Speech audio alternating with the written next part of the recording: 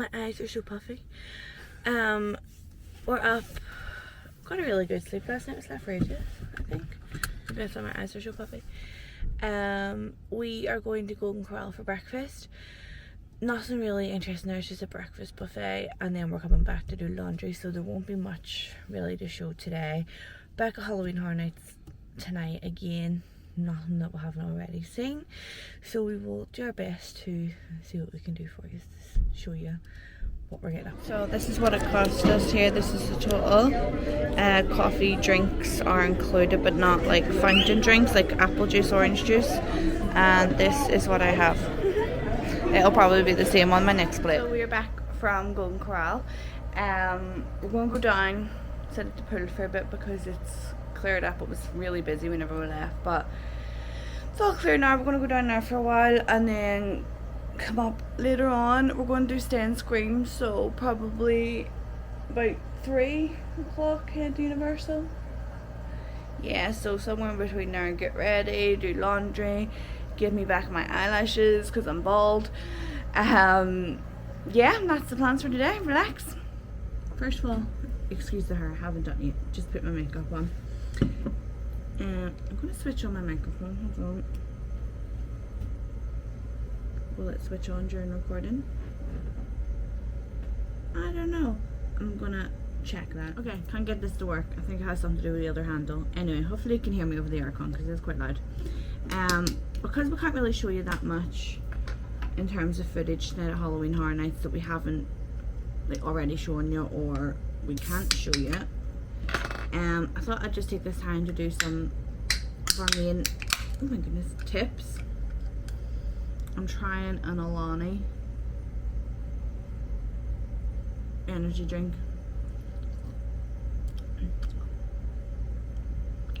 Not bad actually. So we haven't done much Disney this trip because Disney wasn't in the budget at all. Disney tickets are very expensive. You're talking just shy of $1,000 for 2 people to go to Disney for the 2-week pass anyway. So if you're wanting to go to Disney but you don't want to spend that amount of money, what I would recommend is if you're going during the time of like either Halloween or Christmas to do the party. The party tickets, I think they cost us, like it's less money overall, but it's less value for money because you're only getting the one night, you're only getting the party. So we went to Mickey's Not So Scary Halloween Party, and I think the tickets cost us, I want to say just 100 and something each. We got it from Florida Tix. We get the most of our tickets from Florida Tix. I think the only tickets we didn't buy from Florida Tix this year was our Halloween Horror Nights tickets. If you get Mickey's Not So Scary Halloween Party ticket or the Very Merry Christmas Party ticket, although you can't get into the park that morning, you can get in from 4 o'clock and you know everything else is still open. The party won't officially start until about 7 o'clock, but you still have those couple of hours to get in and do, say for example something was closing during the party but it was open regularly during the day. Our example would be Mickey's Filler Magic. We love Mickey's Filler Magic, but it was being used as a treat station for the party. Because we got in at 4 and the party didn't start until 7, it was still open for those couple of hours, so we were able to do it and then go back and do it as a treat station. So it's good that way that you do get in early. Same with Halloween Horror Nights. Say you were doing it the reverse, you were only doing Disney and you didn't want to buy like a 2-week Universal ticket, you can buy a Halloween Horror Nights ticket, either a 1-night ticket or what we have, which is called the Rush of Fear, which gets you multiple nights. If you don't have daytime admission, you can get into the park from 6 o'clock, Andrew? Yeah. From 6 o'clock. Now granted, you have to like then see the opening ceremonies, all that there. If there's anything closed during the party or during Halloween Horror Nights, you will not get to do that. unless you have an all-day admission ticket. So we have all-day admission and we have Halloween Horror Nights. So because we have both of those, if you go to the park early enough, and by early enough I mean like 3 or 4 o'clock, you can get into what Universal calls Stay and Scream, which is like a holding pen, which is, it sounds cramped but it's not. It's big open area. They have their food booths and stuff, and you can go get drinks and whatever, and you can go in there and get in a queue. So each Stay and Scream area has a separate queue for which house they feed into. So the one we were at fed into Insidious, Ghostbusters and A Quiet Place. Yeah. And so we got in the queue for Insidious, and that's how we done Insidious pretty quickly. We're going to do it again tonight for A Quiet Place. And you just pick a queue and you can start getting in, although Halloween Horror Nights doesn't officially start until 6 o'clock. You can get into the house from 5:15. It's the best way that a lot of people are getting all the houses done, which is absolutely great because it means you don't have to, you know, stand in big queues if there's, you know, a particular house that you really want to go and do. So we're doing tonight for A Quiet Place because every night that we have been there, that and Insidious seem to be the longest queues, and Ghostbusters as well. We just waited the long queue for Ghostbusters, and we done Stay and Scream for Insidious. So I'm just gonna go quiet while I do my eyelashes. Yeah, so that's a really good way to sort of do things, as if you just buy event tickets. If you don't want to buy like a full 2-week pass, you can buy 1-day tickets on the gate, but I don't feel like they're ever really worth it. They always are quite expensive, in my opinion.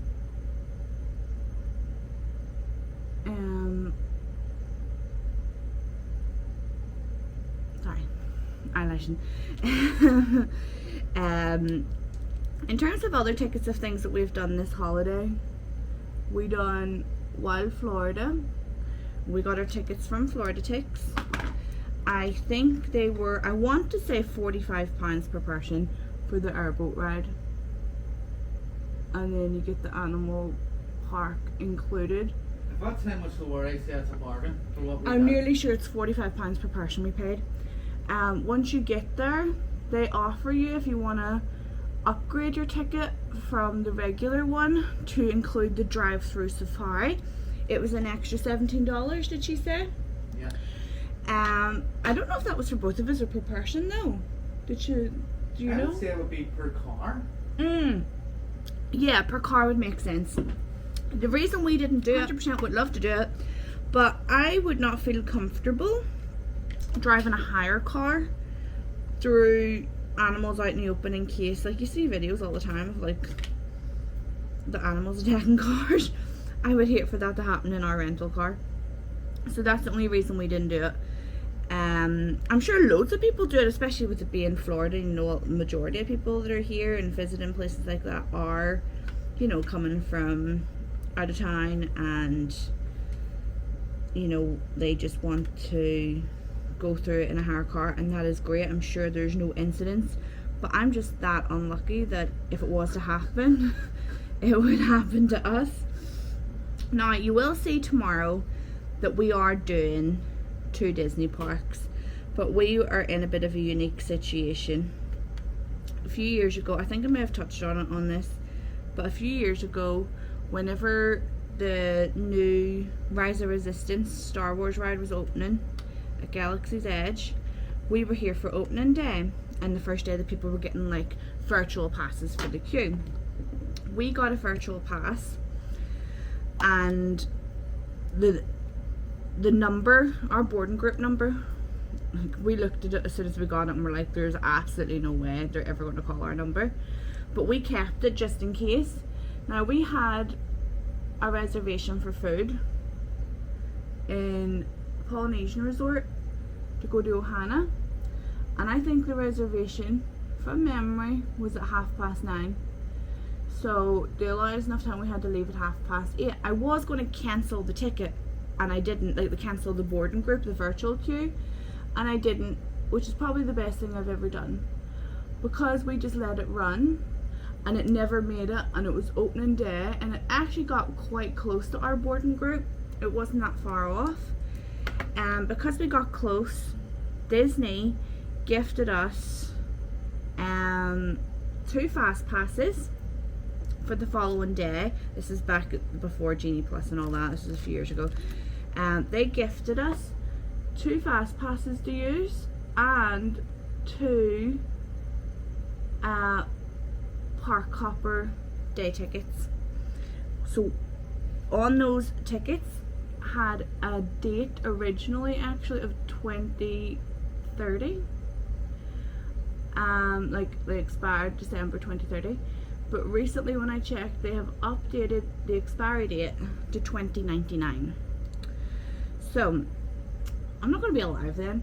We thought we'll just use the ticket now and pick our favorite parks. So we're going to go to Animal Kingdom in the morning, do our favorite bits there, and then spend the rest of the day at Hollywood Studios. So I appreciate not everybody is in the unique situation we were and are able to use a ticket like this. Say it's never going to happen again. So I am very grateful, because it wasn't in the budget at all for this trip, and I know Discovery Cove wasn't in the budget, and I find money in the budget. That's not going to happen with Disney. I'm not going to find £1,000 sitting about. Like, that's not a thing. So yes, that's how we're going to Disney, but we don't have Disney tickets that we purchased, if that makes sense. So that's pretty much on Discovery Cove. Obviously we done Discovery Cove yesterday. We bought those tickets. They were, I think they were £153 each. I think. I'm not 100% certain. I can't remember. I did buy them the week that we were coming away. So we were coming away we were leaving on the Saturday, and I bought those on the Monday before we went away. Like, that's how much of a last minute decision that was. And I couldn't be more grateful that I done that, because we had the best day yesterday. Now, what we bought was just the day only ticket. Discovery Cove have a couple of different options. So you can buy the day only ticket, which we got, or you can buy, I can't remember the name of them, but one of them is you get the day at Discovery Cove, and then you get a 2-week ticket to Aquatica and SeaWorld included. Then there's another option for the Discovery Cove day ticket, Aquatica 2 weeks, SeaWorld 2 weeks, and Busch Gardens for 2 weeks. Obviously they're all priced accordingly, and they keep going up and up. And for all those options, you then have an option to add on a dolphin swim or not. We've done the dolphin swim twice? 3 times? 3 times. We've done the dolphin swim 3 times. First time we came, we done it. Then the first time we brought Andrew's son, we done it. And then we done it back in 2021 when we had my family with me. So I feel like if you've done it once, you know, that's you're fine. But if you do have maybe a different sort of group with you and they want to do it, and you have the money to add it on, then go ahead, add it on. But yeah, that's all our tickets that we had for this year. The actual holiday itself was the cheapest that we've got it in years. We paid for flights from Gatwick direct here with BA, and then 10 nights at Ramada, luggage included, no transfers or anything like that. We paid £630 per person, which I haven't had it that cheap since the first year we came. So whenever I seen that deal, I originally meant to come this year, so I thought, you know what, let's just book it since it's that cheap. And that's what we got it for. I have not seen price. I'm looking for next year, and I have not seen anything close to that price at all. So I think it was an extreme fluke that I booked this when I did. When did we book this? It was definitely this year. It wasn't. I think it was coming up Easter. Yeah, maybe. Was it maybe January, February time? I don't know, I think it was after that. Are you sure? Because I think it was whenever the football fixtures come out for over here, because that's what made us book this date. Yeah. So I think it was January, February time. Normally we always book for the following year on the Boxing Day sale with Virgin. So yeah, we booked this one later than usual, and you know, ended up with a great deal. But that's never going to happen again. We have so many options for next year. We don't know what we're going to do. Do we come back here? Do we come back and go to Rosen Inn? Do we stay on site with Disney? But now that I am driving, I don't think I can see myself sort of not driving again, because it's just so useful. My opinion, I think we could end up back at Rosen Inn. Andrew thinks we're going to end up at Rosen Inn. I like, because we're doing 3 weeks next year, I like the idea of maybe getting our own sort of villa townhouse sort of thing, because then it means, like, there's plenty of places to go out for breakfast, but breakfast is so expensive. I don't mind. Yeah, it's always the same thing. I don't mind maybe you know, making breakfast in the morning, going to Walmart and getting bacon and bread and stuff like that, cereals and stuff. I don't mind doing that. So I think our issue with next year is we just have too many options of what we would like to do. So we'll see what we end up doing anyway. But that's that. We're gonna go to Halloween Horror Nights once I run a straightener through this hair. Last tip on that, I actually bought straighteners when we came here last year. Andrew, could you hand me my straighteners, please? No, they should be sitting on top of the snacks there. We have a table completely devoted to snacks.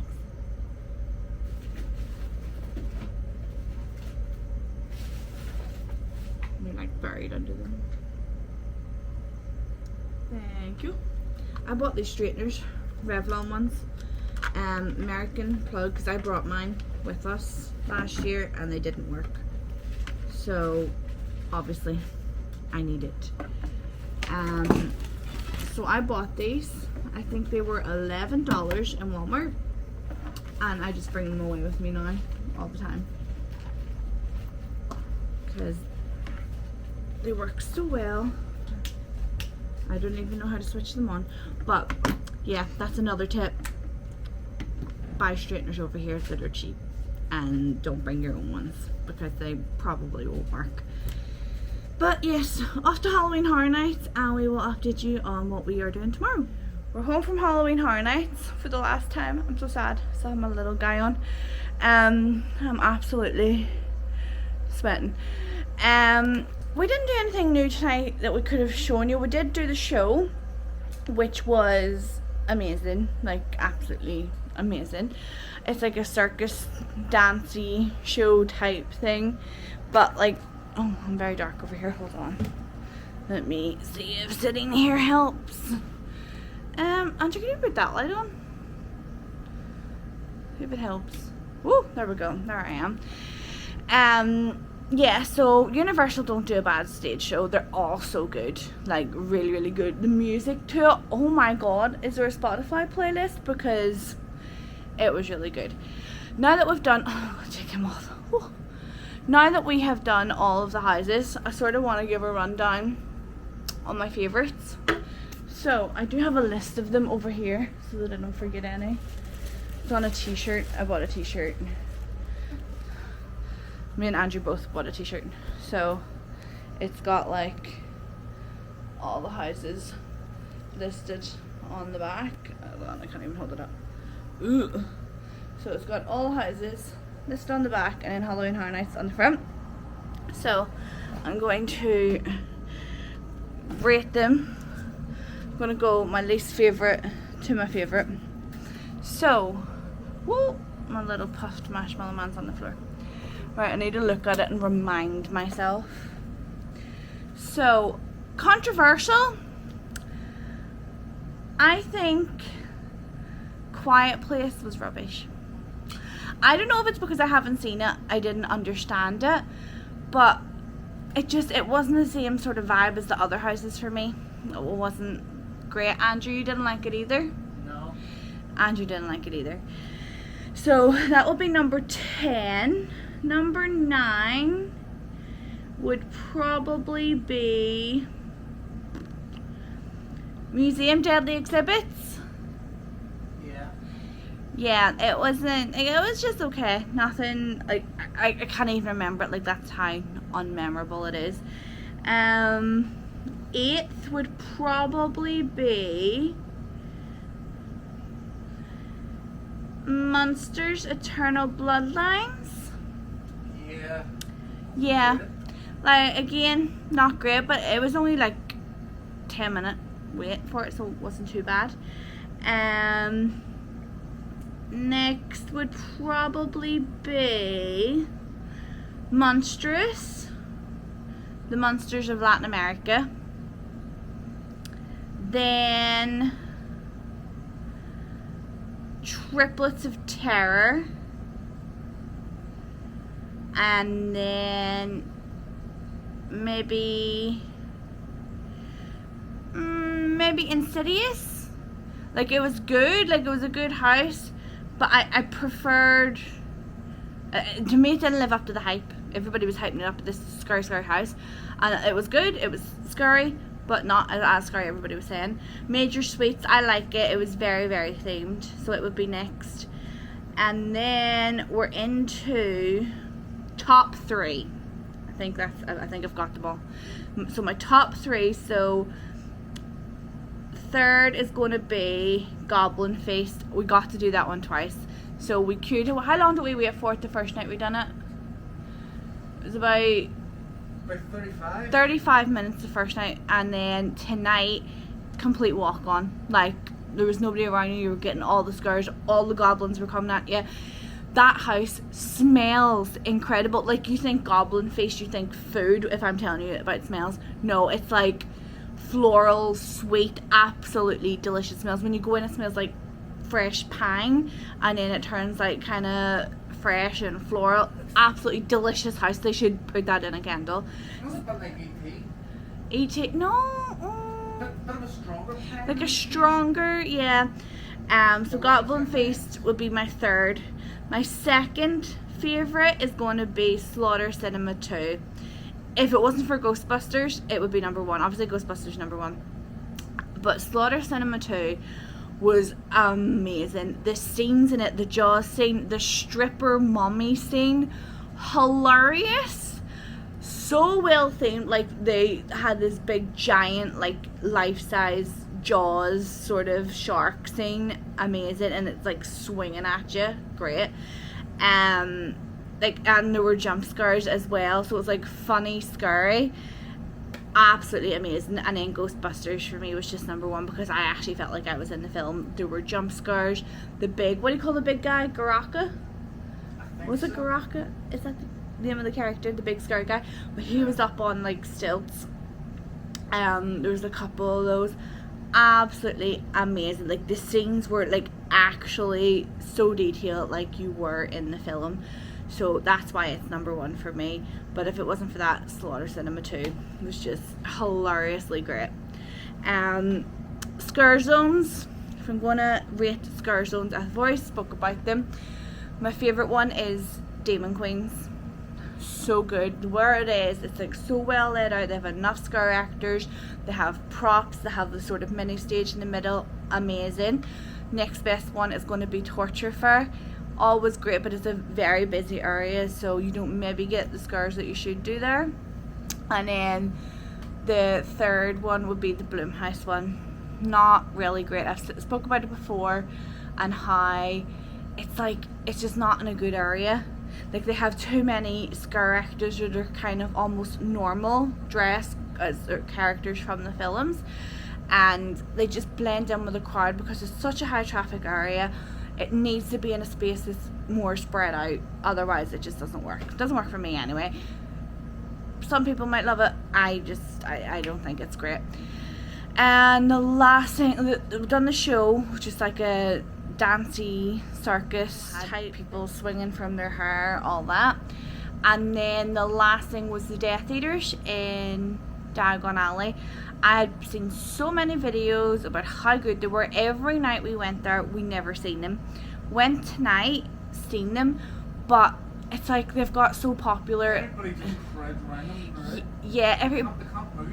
everybody crowds around them, and you just do not get the effect from it. Like, it's so ruined because they're literally hounded. I'm sure like those actors are really like panicking because legally I don't think they can touch you.